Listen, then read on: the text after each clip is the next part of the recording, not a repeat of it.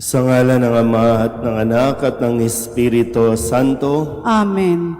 ang pagpapala ng ating Panginoong Heso Kristo, ang pag-ibig ng Diyos Ama, at ang makikipagkaisa ng Espiritu Santo naway sumayinyong lahat. At sumaiyo rin. Mga kapatid, aminin natin ang ating mga kasalanan upang tayo'y maging marapat gumanap sa banal na pagdiriwang. Inaamin ko sa makapangyarihang Diyos at sa inyo mga kapatid na lubha akong nagkasala sa isip, sa salita at sa gawa at sa aking pagkukulang. Kaya isinasamo ko sa mahal na Birheng Maria, sa lahat ng mga anghel at mga banal, at sa inyo mga kapatid, na ako'y panalangin sa Panginoong ating Diyos. Kaawaan tayo ng makapangyarihang Diyos, patawarin tayo sa ating mga kasalanan, at patnubayan tayo sa buhay na walang hanggan. Amen. Panginoon, kaawaan mo kami. Panginoon, kaawaan mo kami. Kristo, kaawaan mo kami. Kristo, kaawaan mo kami. Panginoon, kaawaan mo kami. Panginoon, kaawaan mo kami. Manalangin tayo. Ama naming makapangyarihan, sa pagkabuhay ng iyong minamahal na anak, kami ay binibigyan mo ng buhay na walang wakas. Pagkalooban mo kami ng pananalig at pag-asang matatag upang wag namin pag-alinlanganan ang katuparan ng pangako mong batid naming mangyayaring tiyakan. Sa pamamagitan ni Jesucristo, kasama ng Espiritu Santo, magpasawalang hanggan. Amen.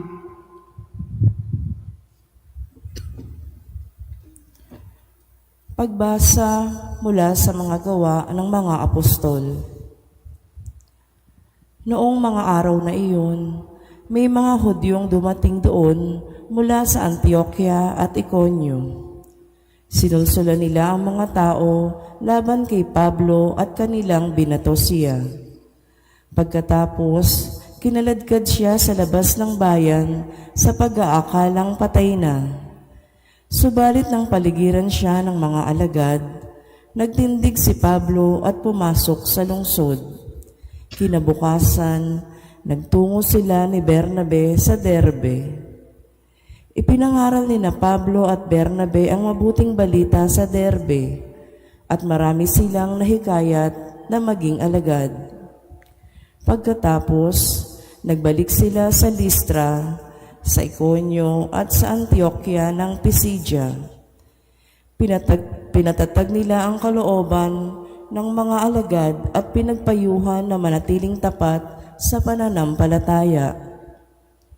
Magdaranas muna tayo ng maraming kapighatian bago makapasok sa kaharian ng Diyos, turo nila sa kanila.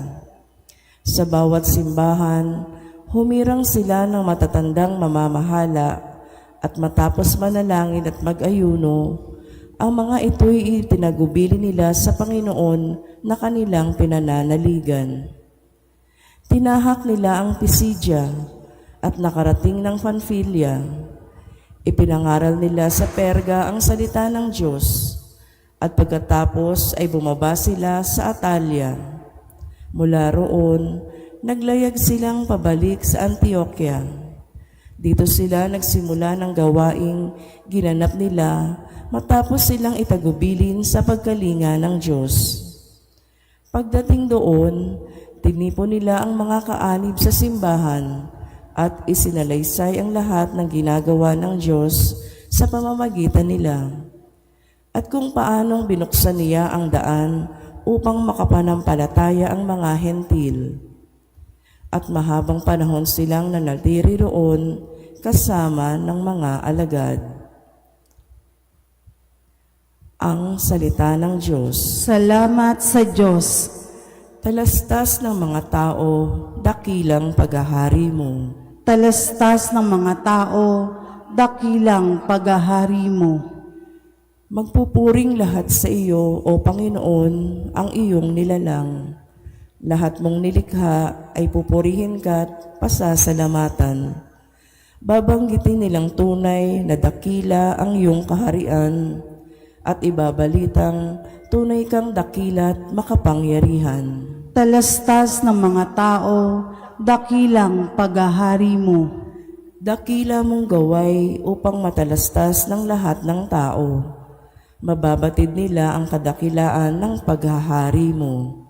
Ang paghahari mo'y sadyang walang hanggan, hindi magbabago.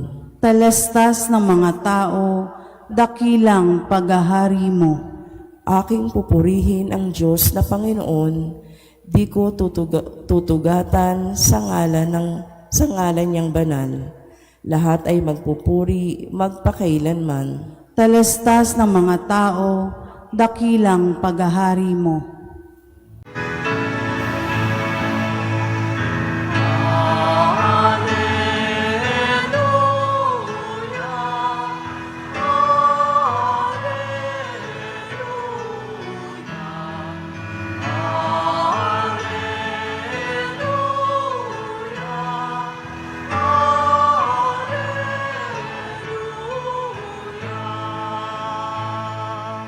Si Kristo'y laang magtiis ng tagumpay ay makamit at sumaatin ang langit.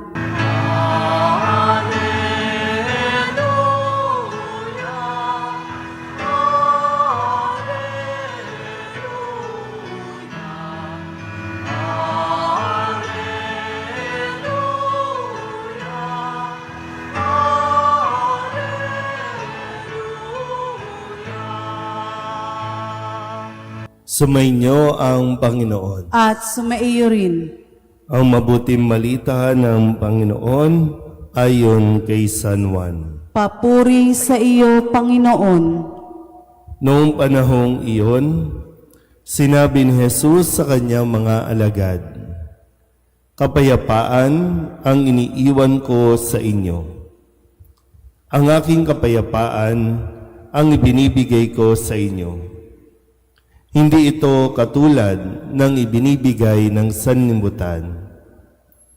Huwag kayong mabalisa, huwag kayong matakot. Sinabi ko na sa inyo, ako'y aalis, ngunit babalik ako. Kung iniibig ninyo ako, ikagagalak ninyo ang pagpunta ko sa Ama, sapagkat dakila ang Ama kaysa akin. Sinasabi ko na ito sa inyo bago pa mangyari, upang kung mangyari na, kayo'y manalig sa akin. Hindi na ako pakahaba ng pagsasalita sa inyo, sapagkat dumarating na ang pinuno ng sanlibutan ito. Wala siyang kapangyarihan sa akin, subalit dapat makilala ng sanlibutan na iniibig ko ang Ama, at ang ginagawa ko'y ang iniuutos niya sa akin." Ang mabuting balita ng Panginoon. Pinupuri ka namin, Panginoong Hesukristo. Isang magandang umaga po sa inyong lahat.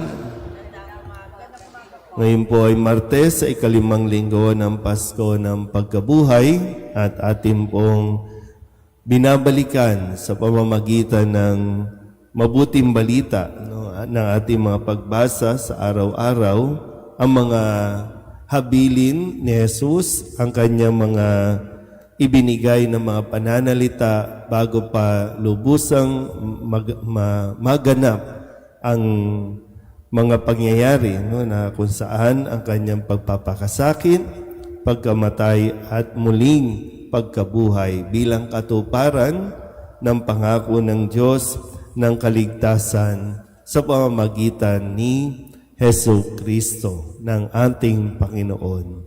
Maganda po na mapagnilayan natin ang bahaging ito na sinabi ni Kristo, "Kapayapaan ang iniiwan ko sa inyo." Sa panahon ngayon, na lagi natin nung panahon ng eleksyon, ang ingay-ingay, ang daming nag-aaway-away, palitan ng mga masasakit na salita, laglagan, siraan, no? Napakaingay. Ngayon naman, natapos ng eleksyon, mag-iingay na naman tayo ulit, no? Dahil sa mga away-away sa lipunan. Talagang sabik na sabik tayo sa kapayapaan. Maging sa ating mga sarili, no? Sa loob ng tahanan, naghahanap tayo ng kapayapaan. Kasi yung katotohanan, sabi nga ni Kristo, ang kapayapaang ibinibigay niya ay hindi katulad ng kapayapaang ibinibigay ng mundo. Yung maging mapayapa. Gusto niya bang maging mapayapa? Mahirap kayang mabuhay sa lagi kang nag-iisip, lagi kang stress. Ang hirap din ng lagi kang galit. Ang hirap din ng lagi kang nababagabag. No, ang dami mong pinagkakaabalahang isipin na ang kapayapaan na binibigay ni Kristo, hindi naman ito pinipresyuhan. Wala namang katumbas na halaga ang sinasabi ni Kristo. Katulad ng, kumpara sa sinasabi ng mundo, na ang kapayapaan kapag ikaw ay nakakapagbiyahe, nakakabili ng mga gusto mo, nakakapagsuot ng mga bago, lahat, material na bagay. Kasi yung totohanan, kung imumulat lang talaga natin ang ating mga isipan, walang anumang bagay sa mundong ito ang makapagbibigay sa atin ng kapayapaan. Sinasabi ulit ni Kristo, ang kapayapaan ang iniiwan ko sa inyo. Pag sinabing kapayapaan, ito ang kanyang presensya. Na kung pananatilihin natin siya sa ating sa ating pagkatao, kung pananatilihin natin sa atin po ang kanyang mga salita, tunay na magkakaroon tayo ng kapayapaan. Kahit may kagawluhan, kahit may pag-aaway-away o pag-uusig, hinding-hindi makukuha sa iyo yung kapayapaan. Na bawat sa pagtatapos ng araw, matutulog kang mapayapa. Gigising kang mapayapa kung nasa atin ang presensya ng Diyos. Yan nga lang, laging ang nasa isip natin, bago matulog, pagkagising, kailangan maraming pera. Kasi yun yung nagpapapayapa sa atin. Pero ulitin ko, yung katotohanan, sana namumulat na tayo sa katotohanan, wala doon ang kapayapaan na hinahanap natin. Kundi, nasa pagpapanatili ng presensya ng Diyos sa ating mga buhay.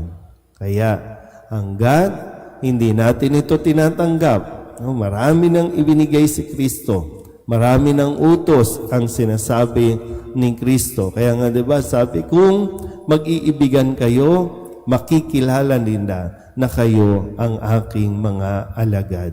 Kung nag-iibigan kayo. Kaya kung gusto natin ng kapayapaan, mas piliin natin ang magmahal. Kasi ang pagmamahal ay utos ng Diyos. At kung utos niya ay isa sa buhay natin, mananatili ang presensya ni Kristo sa atin. At doon ang tunay na kapayapaan. Amen?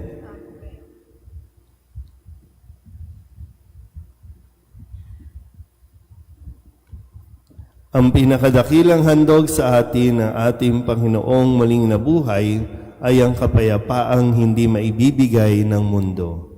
Sa ngalan niya, hingi natin sa Ama ang lahat ng ating mga pangangailangan. Ang ating pong itutugon, Panginoon, dinggin mo ang aming panalangin. Panginoon, dinggin mo ang aming panalangin.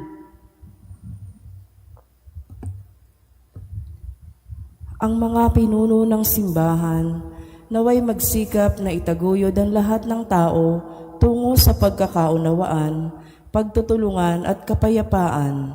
Manalangin tayo sa Panginoon. Panginoon, dinggin mo ang aming panalangin. Ang mga mamamayan ng lahat ng bansa, naway magtaguyod ng katarungan at kapayapaan. Manalangin tayo sa Panginoon. Panginoon, dinggin mo ang aming panalangin. Ang mga naliligalig, natatakot at nababagabag, naway makatagpo ng tunay na kapayapaan at kaligayahan. Manalangin tayo sa Panginoon. Panginoon, dinggin mo ang aming panalangin. Sa ating mga tahanan at lugar ng hanap buhay, naway maghari ang kapayapaan at pag-ibig. Manalangin tayo sa Panginoon. Panginoon, dinggin mo ang aming panalangin. Ang mga yumao, naway magtamasa ng walang hanggang kapayapaan. Manalangin tayo sa Panginoon. Panginoon, dinggin mo ang aming panalangin.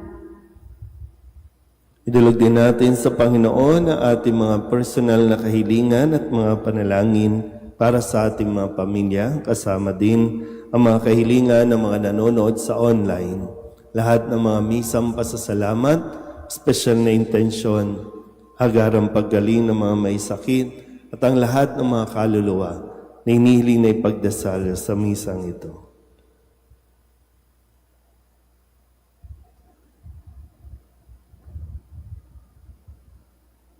Ang lahat ng ito iniling namin sa ngalan ni Kristong aming Panginoon. Amen.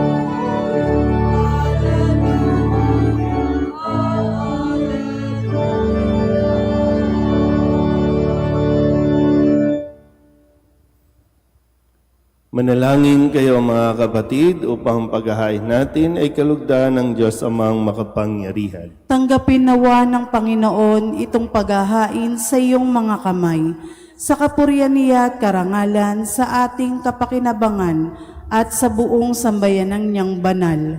Ama naming lumika, tanggapin mo ang mga alay ng iyong sambayanang natutuwa, ang pagkabuhay ng iyong anak na niloob mong aming ikatuwa ngayon ay papagbungahin mo ng galak na mananatili sa amin habang panahon. Sa pamamagitan niya kasama ng Espiritu Santo magpasawalang hanggan. Amen. Sumainyo ang Panginoon. At sumaiyo rin. Itaas sa Diyos ang inyong puso at diwa. Itinaas na namin sa Panginoon. Pasalamatan natin ang Panginoong ating Diyos. Marapat na siya ay pasalamatan. Ama naming makapangyarihan, tunay ngang marapat na ikaw ay aming pasalamatan. Ngayong ipinagdiriwang ang paghahain ng Mesiyas, ang maamong tupa na tumubos sa aming lahat. Ang katawan ng anak mong sa krus sa bayubay ay handog ng pag-ibig na walang kapantay. Ito ang paghahaing ganap mong kinalugdan. Ito ang nilunggati ng dating pag-aalay. Ang buong sarili ng anak mong si Jesus ay inihain sa iyo upang kami matubos. Siya ang dambana at paring naghahandog. Siya pa rin ang tupang handog na ibinukod. Kaya kaysa ng mga anghel na nagsisiawin ng papuri sa iyo, na walang humpay sa kalangitan, kami nagbubunyi sa iyong kadakilaan.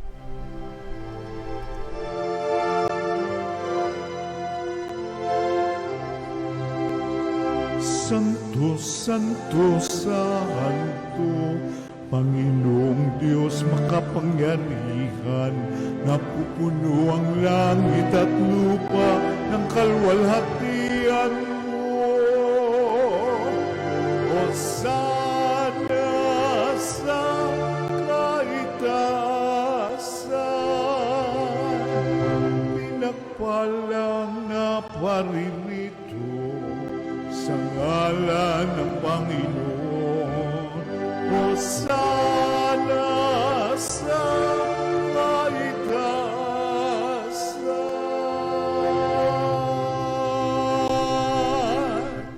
Ama naming banal, ikaw ang bukal ng tanang kabanalan. Kaya't sa pamamagitan ng iyong Espiritu, gawin mong banal ang kaloob na ito upang para sa aming maging katawan at dugo ng aming Panginoong Hesu Kristo.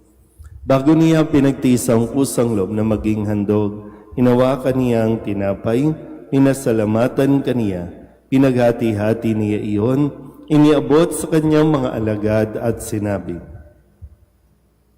"Tanggapin ninyong lahat ito at kanin, ito ang aking katawan na ihahandog para sa inyo."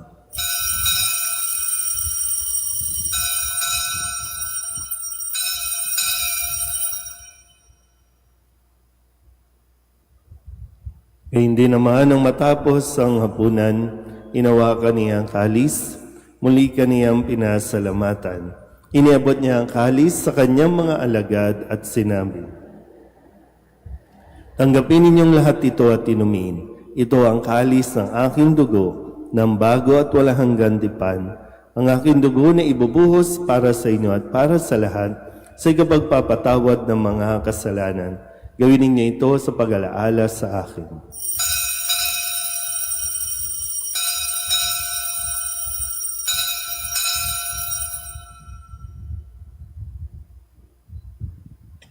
Ipagbunyi natin ang misteryo ng pananampalataya. Si Kristo'y namatay, si Kristo'y nabuhay, si Kristo'y babalik sa wakas ng panahon. Ama, ginagawa namin ngayon ang pag-alaala sa pagkamatay at muling pagkabuhay ng iyong anak, kaya tiniaalay namin sa iyo ang tinapay na nagbibigay buhay at ang kalis na nagkakaloob ng kaligtasan. Kami nagpapasalamat dahil kami iyong minarapat na tumayo sa harap mo para maglingkod sa iyo. Isinasamo namin kami magsasalo-salo sa katawan at dugo ni Kristo ay mabuklod sa pagkakaisa sa pamamagitan ng Espiritu Santo. Ama, lingapin mo ang isimbahang laganap sa buong daigdig. Puspusin mo kami sa pag-ibig kaysa ni Leon na aming Papa at ni Jose na aming Obispo at ng Tanang Kaparian. Alalahanin mo rin ang mga kapatid naming nahimlay na may pag-asang sila'y muling mabubuhay, gayon din ang lahat ng mga pumanaw. Kaawaan mo sila at patuloyin sa iyong kaliwanagan. Kaawaan mo at pagindapating kaming lahat na makasalo sa iyong buhay na walang wakas. Kaysa ng mahal na Birheng Maria na Ina ng Diyos, ng kabiyak ng puso niyang si San Jose, kaysa ng mga apostol at ng lahat ng mga banal na namuhay dito sa daigdig ng kalugod-lugod sa iyo, may pagdiwang nawa namin ang pagpupuri sa ikararangal mo sa pamamagitan ng iyong anak na aming Panginoong Hesu Kristo. Sa pamamagitan ni Kristo, kasama niya at sa Kanya, ang lahat ng parangal at papuri ay sa iyo, Diyos Amang makapangyarihan, kasama ng Espiritu Santo, magpasawalang hanggan.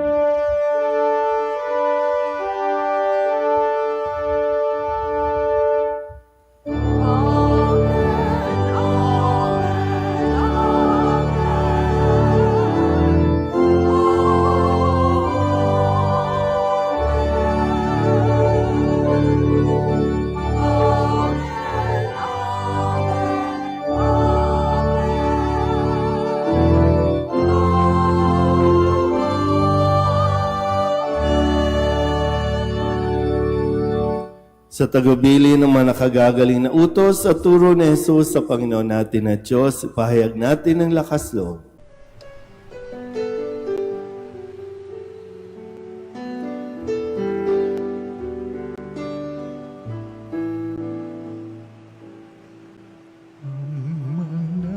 namin sumasalang ka, sambahin ang ngalan mo.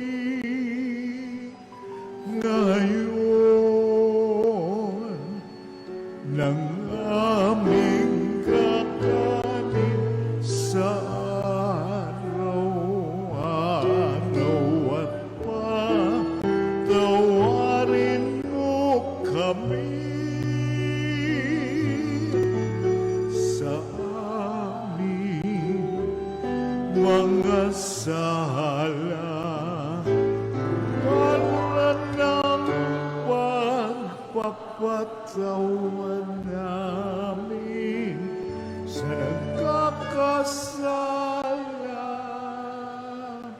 sa amin.